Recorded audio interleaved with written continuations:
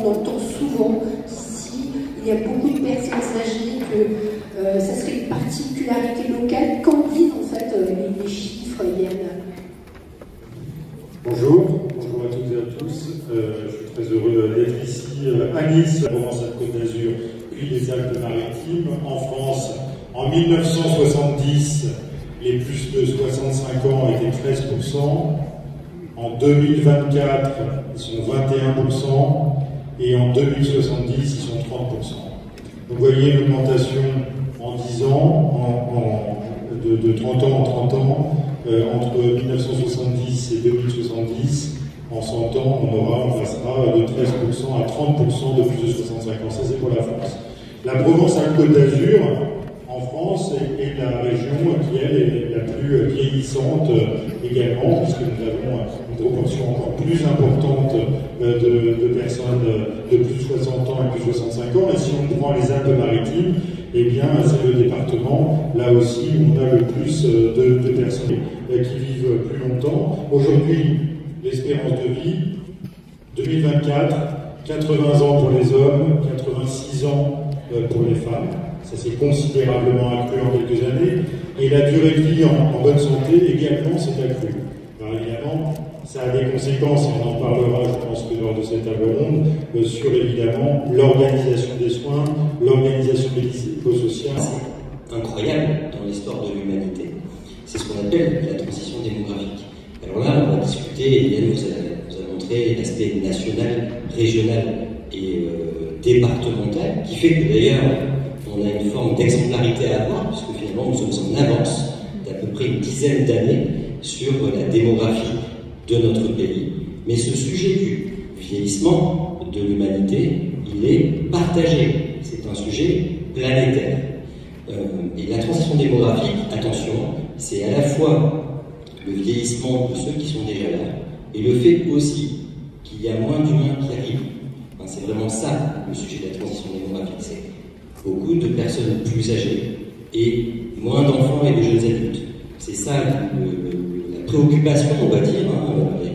Ça rentre maintenant dans le débat public, assez tardivement d'ailleurs, parce que c'était des choses qui étaient prévisibles depuis des décennies. Et je trouve que ces temps-ci, ça occupe un peu plus d'espace dans le débat public. Et ça me paraît très important, parce qu'on a des solutions pour arriver à résoudre une partie des problématiques qui peuvent être soulevées. Après, le bon gériatre que je suis vous dira que ça n'est pas un problème de devenir vieux. L'alternative est quand même assez triste, de toute façon.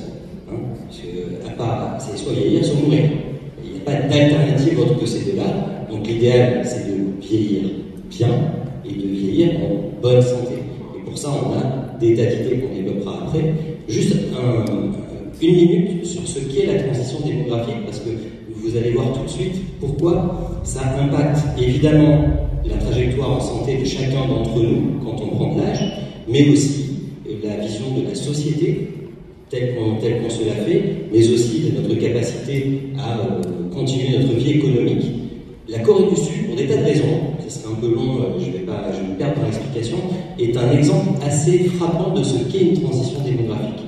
Pourquoi? Parce qu'ils ont eu beaucoup de naissances après leur guerre de Corée, à ramasser sur des années assez restreintes finalement, mais avec une augmentation de la natalité incroyable, une baisse vertigineuse de ce qu'on appelle la mortalité infantile, donc des enfants qui restaient vivants, et là maintenant, une natalité complètement effondrée. Vous savez que les Coréens ont une natalité inférieure à 0,7 enfants par femme, et qui plus est, une fuite des jeunes du pays pour des raisons sociétales, du monde du travail, qui partent plutôt vers l'Amérique du Nord.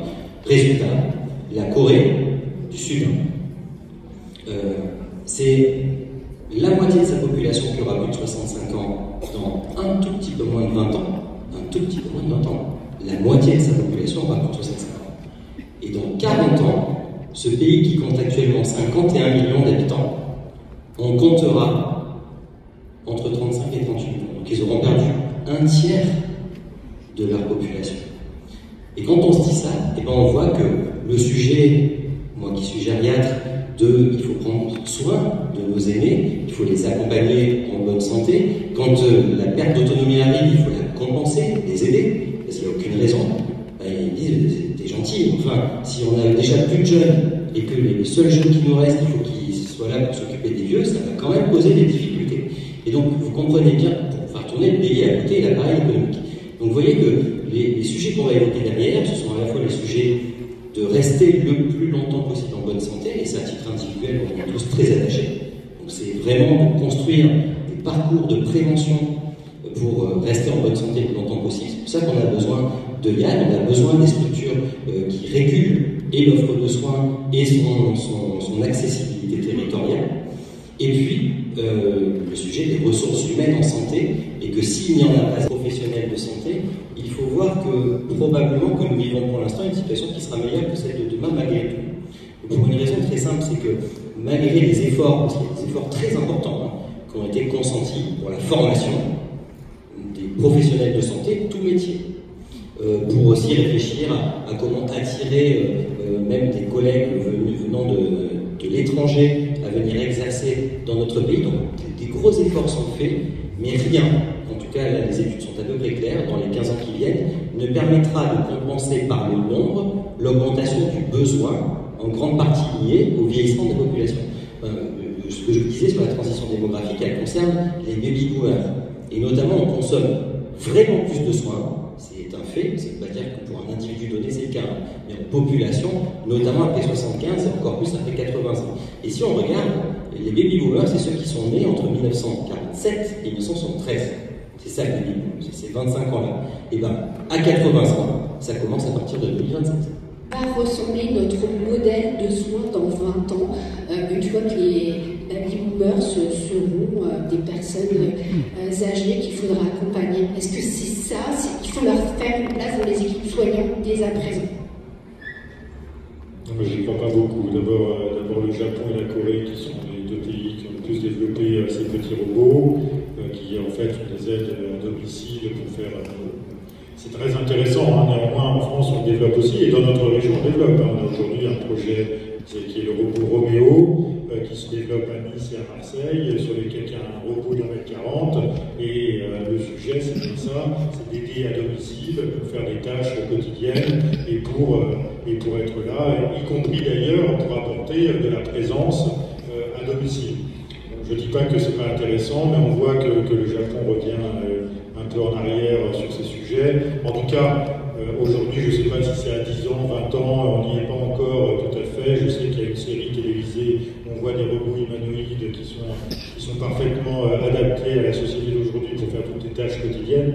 Mais bon, après, comme dans tous les films et comme dans toutes les séries, ils se retournent contre leurs propres patients et leurs créateurs. Moi, j'ai pas tellement envie qu'on ait ça, mais ce sont des séries télévisées. Non, parce que je crois surtout, c'est qu'aujourd'hui, on a des dispositifs qui sont possibles. On a l'intelligence artificielle qui peut permettre d'être beaucoup plus rapide et de simplifier nombre de tâches. Olivier disait à juste titre, aujourd'hui il y a des choses, on appelle le métier médical est rare, c'est pas la peine de le dépenser inutilement sur des choses que l'on peut faire différemment, soit avec de l'intelligence artificielle, soit avec du numérique, soit avec du digital. Je vais prendre un exemple tout simple.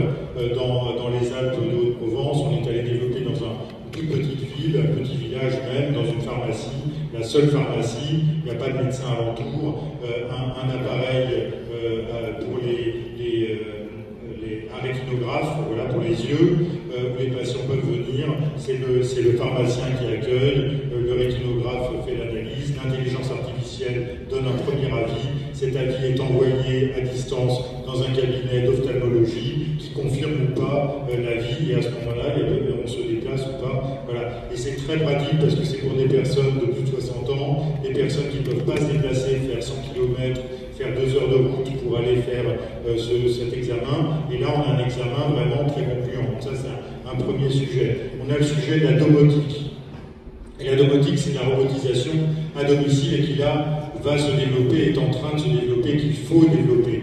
Aujourd'hui, on peut rester à domicile très longtemps si son propre appartement, sa maison, est adapté aux besoins d'aujourd'hui et de demain. Et ça s'anticipe. C'est de la prévention qu'il faut faire quand on est encore valide et qu'on a encore l'envie de le faire. Mais aujourd'hui, ça marche très très bien et tous ceux qui l'utilisent savent très bien le faire, de la domotique, c'est-à-dire pouvoir appeler pour allumer la lumière, pour déclencher quelque chose, adapter la salle de bain, adapter la cuisine, adapter entièrement le domicile. Il y a des living labs qui se font, il y en a à Digne-les-Bains à côté d'ici, il y a plein de dispositifs comme ça qui sont mis en place. C'est des appartements que l'on crée pour être le plus utile possible et pour pouvoir rester à domicile le plus longtemps possible dans de bonnes dispositions.